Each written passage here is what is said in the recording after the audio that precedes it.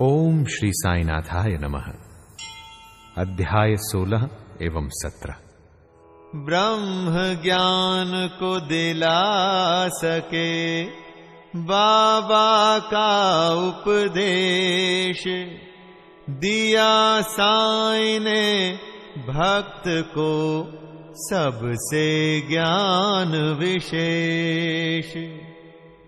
इन दोनों अध्यायों में हम शीघ्र ब्रह्म ज्ञान की प्राप्ति, ब्रह्म ज्ञान की योग्यताएं, बाबा का उपदेश, बाबा का वैशिष्ट्य, इन दोनों अध्यायों में एक धनाढ्य ने किस प्रकार साईं बाबा से शीघ्र ब्रह्म ज्ञान प्राप्त करना चाहा था उसका वर्णन है।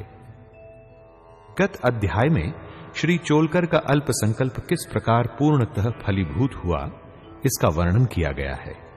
उस कथा में श्री साईं बाबा ने दर्शाया था कि प्रेम तथा भक्ति पूर्वक अर्पित की हुई तुच्छ वस्तु भी वे सहर्ष स्वीकार कर लेते थे, परंतु यदि वह अहंकार सहित भेंट की गई तो वह अस्वीकृत कर दी जाती थी। पूर्ण सच्चिदानंद होने के कारण वे बाह्य आचार विचारों को विशेष महत्व न देते थे और विनम्रता और आदर सहित भेंट की गई वस्तु का स्वागत करते थे।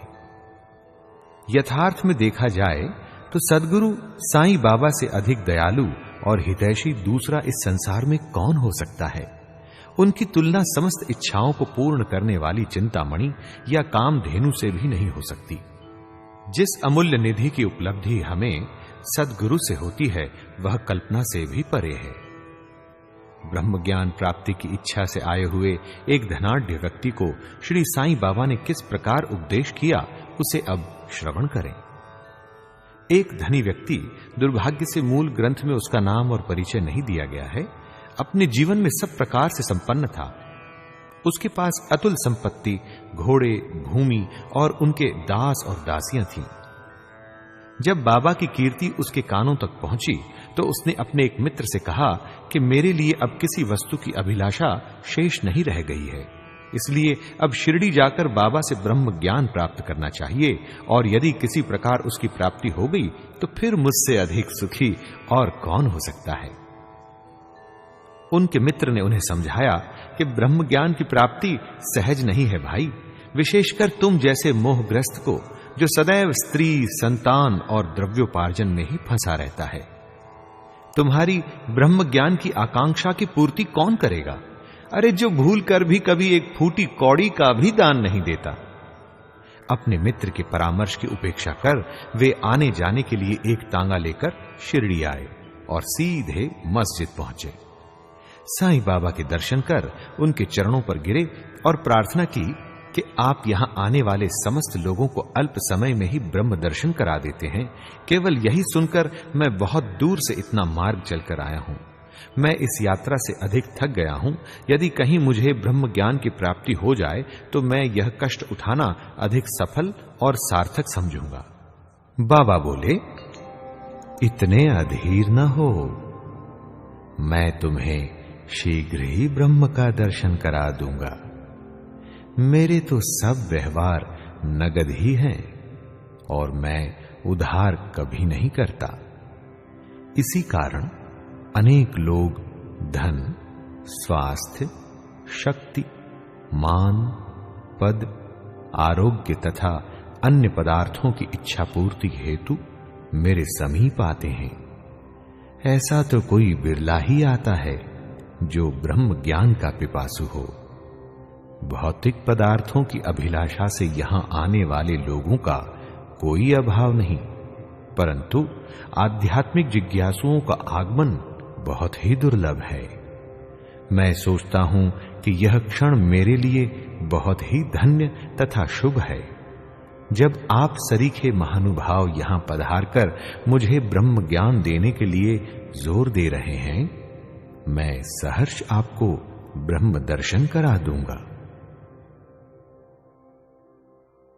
यह कहकर बाबा ने उन्हें ब्रह्म दर्शन कराने के हेतु अपने पास बिठा लिया और इधर उधर की चर्चाओं में लगा दिया, जिससे कुछ समय के लिए वे अपना प्रश्न भूल गए। उन्होंने एक बालक को बुलाकर नंदू मारवाड़ी के यहां से 5 रुपए उधार लाने को भेजा।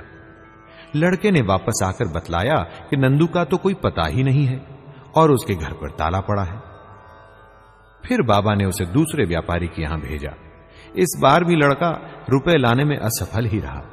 इस प्रयोग को 2-3 बार दोहराने पर भी उसका परिणाम पूर्ववत ही निकला। हमें ज्ञात ही है कि बाबा स्वयं सगुण ब्रह्म के अवतार थे। यहां प्रश्न हो सकता है कि इस 5 रुपए सरीखी तुच्छ राशि की यथार्थ में उन्हें आवश्यकता ही क्या थी? उन्हें तो उसकी बिल्कुल आवश्यकता ही न थी। वे तो पूर्ण रीति से जानते होंगे कि नंदू घर पर नहीं है। फिर यह नाटक तो उन्होंने केवल अन्वेषक के परीक्षार्थ ही रचा था।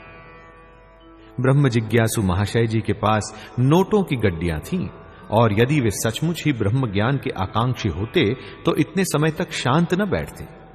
जब बाबा व्यग्रता पूर्वक 5 रुपए उधार लाने के लिए बालक को यहां वहां दौड़ा रहे थे तो वे दर्शक बने ही न बैठे रहते। वे जानते थे कि बाबा अपने वचन पूर्ण कर ऋण अवश्य चुकाएंगे। यद्यपि बाबा द्वारा इच्छित राशि बहुत ही अल्प थी, फिर भी वह स्वयं संकल्प करने में असमर्थ ही रहा और 5 रुपया उधार देने तक का साहस न कर सका। पाठक थोड़ा विचार करें कि ऐसा व्यक्ति बाबा से ब्रह्म ज्ञान, जो विश्व की अति श्रेष्ठ वस्तु है, उसकी प्राप्ति के लिए आया है। यदि बाबा से सचमुच प्रेम करने वाला अन्य कोई व्यक्ति होता तो वह केवल दर्शक न बनकर तुरंत ही 5 रुपए दे देता, परंतु इन महाशय की दशा तो बिल्कुल ही विपरीत थी। उन्होंने न रुपए दिए और न शांत ही बैठे, वरन वापस जल्द लौटने की तैयारी करने लगे और अधीर होकर बाबा से बोले, अरे बाबा, कृपया मुझे शीघ्र ब्रह्म ज्ञान दो। बाबा ने उत्तर दिया, क्या इस नाटक से तुम्हारी समझ में कुछ नहीं आया? मैं तुम्हें ब्रह्म दर्शन कराने का ही तो प्रयत्न कर रहा था। संक्षेप में तात्पर्य यह है कि ब्रह्म का दर्शन करने के लिए 5 वस्तुओं का त्याग करना पड़ता है। पहले 5 प्राण, फिर 5 इंद्रियां, उसके बाद मन, फिर बुद्धि तथा अहंकार। यह हुआ ब्रह्म ज्ञान। आत्मानुभूति का मार्ग भी उसी प्रकार है जिस प्रकार तलवार की धार पर चलना। श्री साईं बाबा ने फिर इस विषय पर विस्तृत वक्तव्य दिया, जिसका सारांश यह है, ब्रह्म ज्ञान या आत्मानुभूति की योग्यताएं। सामान्य मनुष्यों को प्रायः अपने जीवन काल में ब्रह्म के दर्शन नहीं होते। उसकी प्राप्ति के लिए कुछ योग्यताओं का भी होना नितांत आवश्यक है। पहली योग्यता, मुमुक्षुत्व, अर्थात मुक्ति की तीव्र उत्कंठा। जो सोचता है कि मैं बंधन में हूं और इस बंधन से मुक्त होना चाहे तो इस ध्येय की प्राप्ति के लिए उत्सुकता और दृढ़ संकल्प से प्रयत्न करता रहे तथा प्रत्येक परिस्थिति का सामना करने को तैयार रहे, वही इस आध्यात्मिक मार्ग पर चलने योग्य है। दूसरी योग्यता, विरक्ति। लोक परलोक के समस्त पदार्थों से उदासीनता का भाव। ऐहिक वस्तुएं, लाभ और प्रतिष्ठा जो कि कर्मजन्य हैं, जब तक इनसे उदासीनता उत्पन्न न होगी तब तक उसे आध्यात्मिक जगत में प्रवेश करने का अधिकार नहीं। तीसरी योग्यता, अंतर्मुखता। ईश्वर ने हमारी इंद्रियों की रचना ऐसी की है कि उनकी स्वाभाविक वृत्ति सदैव बाहर की ओर आकृष्ट करती है। हमें सदैव बाहर का ही ध्यान रहता है, न कि अंतर का। जो आत्मदर्शन और दैविक जीवन के इच्छुक हैं, उन्हें अपनी दृष्टि अंतर्मुखी बनाकर अपने आप में ही लीन होना चाहिए। चौथी योग्यता, पाप शुद्धि। जब तक मनुष्य दुष्टता त्याग कर दुष्कर्म करना नहीं छोड़ता, तब तक न तो उसे पूर्ण शांति ही मिलती है और न मन ही स्थिर होता है। वह मात्र बुद्धि बल द्वारा ज्ञान लाभ कदापि नहीं कर सकता। पांचवी योग्यता, उचित आचरण। जब तक मनुष्य सत्यवादी, त्यागी और अंतर्मुखी बनकर ब्रह्मचर्य व्रत का पालन करते हुए जीवन व्यतीत नहीं करता, तब तक उसे आत्मोपलब्धि संभव ही नहीं। छठी योग्यता, सार वस्तु ग्रहण करना। 2 प्रकार की वस्तुएं हैं, नित्य और अनित्य। पहली आध्यात्मिक विषयों से संबंधित है तथा दूसरी सांसारिक विषयों से। मनुष्यों को इन दोनों का सामना करना पड़ता है। उसे विवेक द्वारा किसी एक का चुनाव करना पड़ता है। विद्वान पुरुष अनित्य से नित्य को श्रेयस्कर मानते हैं परंतु जो मूढ़मती हैं वे आसक्तियों के वशीभूत होकर अनित्य को ही श्रेष्ठ जानकर उस पर आचरण करते हैं। 7वीं योग्यता, मन और इंद्रियों का निग्रह। शरीर एक रथ है, आत्मा उसका स्वामी तथा बुद्धि सारथी है। मन लगाम है और इंद्रियां उसके घोड़े। इंद्रिय नियंत्रण ही उसका पथ है। जो अल्प बुद्धि हैं और जिनके मन चंचल हैं तथा जिनकी इंद्रियां सारथी के दुष्ट घोड़ों के समान हैं, वे अपने गंतव्य स्थान पर नहीं पहुंचते तथा जन्म मृत्यु के चक्र में ही घूमते रहते हैं। परंतु जो विवेकशील हैं, जिन्होंने अपने मन पर नियंत्रण कर लिया है तथा जिनकी इंद्रियां सारथी के उत्तम घोड़ों के समान नियंत्रण में हैं, वे ही गंतव्य स्थान पर पहुंच पाते हैं, अर्थात उन्हें परम पद की प्राप्ति हो जाती है और उनका पुनर्जन्म नहीं होता। जो व्यक्ति अपनी बुद्धि द्वारा मन को वश में कर लेता है, वह अंत में अपना लक्ष्य प्राप्त कर उस सर्वशक्तिमान भगवान विष्णु के लोक में पहुंच जाता है। 8वीं योग्यता, मन की पवित्रता। जब तक मनुष्य निष्काम कर्म नहीं करता, तब तक उसे चित्त की शुद्धि एवं आत्मदर्शन संभव ही नहीं है। विशुद्ध मन में ही विवेक और वैराग्य उत्पन्न होते हैं, जिससे आत्मदर्शन के पथ में प्रगति हो जाती है। अहंकार शून्य हुए बिना तृष्णा से छुटकारा पाना संभव नहीं है। विषय वासना आत्मानुभूति के मार्ग में विशेष बाधक है। यह धारणा कि मैं शरीर हूं एक भ्रम है। यदि तुम्हें अपने जीवन के ध्येय आत्म साक्षात्कार को प्राप्त करने की अभिलाषा है, तो इस धारणा तथा आसक्ति का सर्वथा त्याग कर दो। 9वां प्रयोग, गुरु की आवश्यकता। आत्मज्ञान इतना गूढ़ और रहस्यमय है कि मात्र निज प्रयत्न से उसकी प्राप्ति संभव नहीं। इस कारण आत्मानुभूति प्राप्त गुरु की सहायता परम आवश्यक है। अत्यंत कठिन परिश्रम और कष्टों के उपरांत भी दूसरे क्या दे सकते हैं, जो ऐसे गुरु की कृपा से सहज ही प्राप्त हो सकता है। जिसने स्वयं उस मार्ग का अनुसरण कर अनुभव कर लिया हो, वही अपने शिष्य को भी सरलता पूर्वक पग पग पर आध्यात्मिक उन्नति करा सकता है। और 10वां प्रयोग, अंत में ईश कृपा परमावश्यक है। जब भगवान किसी पर कृपा करते हैं, तो वे उसे विवेक और वैराग्य देकर इस भव सागर से पार कर देते हैं। यह आत्मानुभूति न तो नाना प्रकार की विद्याओं और बुद्धि द्वारा हो सकती है और न शुष्क वेदाध्ययन द्वारा ही। इसके लिए जिस किसी को यह आत्मा वर्ण करती है, उसी को प्राप्त होती है तथा उसी के सम्मुख वह अपना स्वरूप प्रकट करती है। कठोपनिषद में ऐसा ही वर्णन किया गया है। आइए अब देखते हैं बाबा का उपदेश क्या कहता है। जब यह उपदेश समाप्त हो गया तो बाबा उन महाशय से बोले, आपकी जेब में 5 रुपए के 50 गुना रुपयों के रूप में ब्रह्म है, उसे कृपया बाहर निकालिए। उसने नोटों की गड्डी बाहर निकाली और गिनने पर सबको अत्यंत आश्चर्य हुआ कि वे 10-10 के 25 नोट थे। बाबा की यह सर्वज्ञता देखकर वे महाशय द्रवित हो गए और बाबा के चरणों पर गिरकर आशीर्वाद की प्रार्थना करने लगे। तब बाबा बोले कि अपना ब्रह्म का यह बंडल लपेट लो। जब तक तुम्हारा लोभ और ईर्ष्या से पूर्ण छुटकारा नहीं हो जाता, तब तक तुम ब्रह्म के सत्य स्वरूप को नहीं जान सकते। जिसका मन धन, संतान और ऐश्वर्य में लगा है, वह इन सब आसक्तियों को त्यागे बिना कैसे ब्रह्म को जानने की आशा कर सकता है। आसक्ति का भ्रम और धन की तृष्णा दुख का एक भंवर है, जिसमें अहंकार और ईर्ष्या रूपी मगरों का वास है।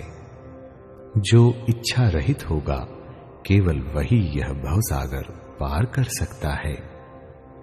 तृष्णा और ब्रह्म के पारस्परिक संबंध इसी प्रकार के हैं, अतः वे परस्पर कट्टर शत्रु हैं।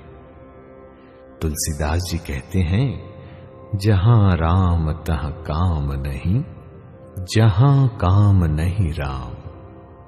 तुलसी कबहू होत नहीं, रवि रजनी एक ठाम।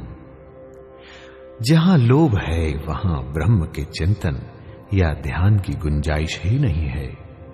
फिर लोभी पुरुष को विरक्ति और मोक्ष की प्राप्ति कैसे हो सकती है? लालची पुरुष को न तो शांति है और न संतोष ही, और न वह दृढ़ निश्चय ही होता है। यदि कण मात्र भी लोभ मन में शेष रह जाए तो समझना चाहिए कि सब साधनाएं व्यर्थ हो गईं। एक उत्तम साधक यदि फल प्राप्ति की इच्छा या अपने कर्तव्यों का प्रतिफल पाने की भावना से मुक्त नहीं है, और यदि उनके प्रति उसमें अरुचि उत्पन्न न हो, तो सब कुछ व्यर्थ ही हुआ। वह आत्मानुभूति प्राप्त करने में सफल नहीं हो सकता। जो अहंकारी तथा सदैव विषय चिंतन में रत हैं, उन पर गुरु के उपदेशों तथा शिक्षा का कोई प्रभाव नहीं पड़ता। अतः मन की पवित्रता अत्यंत आवश्यक है, क्योंकि उसके बिना आध्यात्मिक साधनाओं का कोई महत्व नहीं तथा वह निरादंभ ही है। इसलिए श्रेयस्कर यही है कि जिसे जो मार्ग बुद्धिगम्य हो वह उसे ही अपनाए। मेरा खजाना पूर्ण है और मैं प्रत्येक की इच्छानुसार उसकी पूर्ति कर सकता हूं, परंतु मुझे पात्र की योग्यता अयोग्यता का भी ध्यान रखना पड़ता है। जो कुछ भी मैं कह रहा हूं, यदि तुम उसे एकाग्र होकर सुनोगे तो तुम्हें निश्चय ही लाभ होगा। इस मस्जिद में बैठकर मैं कभी असत्य भाषण नहीं करता। जब घर में किसी अतिथि को निमंत्रण दिया जाता है तो उसके साथ परिवार, अन्य मित्र और संबंधी आदि भी भोजन करने के लिए आमंत्रित किए जाते हैं। बाबा द्वारा धनी महाशय को दिए गए इस ज्ञान भोज में मस्जिद में उपस्थित सभी जन सम्मिलित थे। बाबा का आशीर्वाद प्राप्त कर सभी लोग उन धनी महाशय के साथ हर्ष और संतोष पूर्वक अपने अपने घरों को लौट गए। आइए अब देखते हैं बाबा का वैशिष्ट्य क्या था। ऐसे संत अनेक हैं जो घर त्याग कर जंगल की गुफाओं या झोपड़ियों में एकांत वास करते हुए अपनी मुक्ति या मोक्ष प्राप्ति का प्रयत्न करते रहते हैं।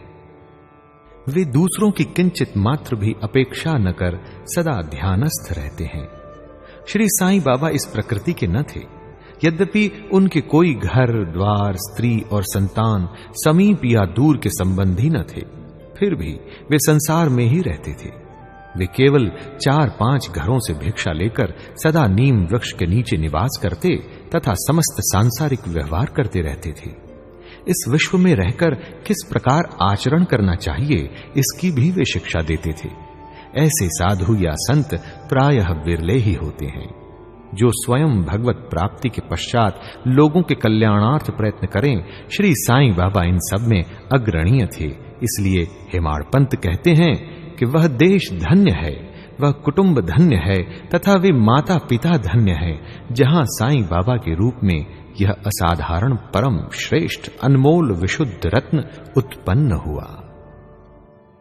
ब्रह्म ज्ञान के वास्ते त्यागो 5 प्रकार, 5 प्राण 5 इंद्रियां, मन बुद्धि अहंकार। श्री सद्गुरु साईं नाथार्पणमस्तु। शुभम भवतु। अध्याय 16 एवं 17 संपूर्णम। ओम श्री साईं नाथाय नमः।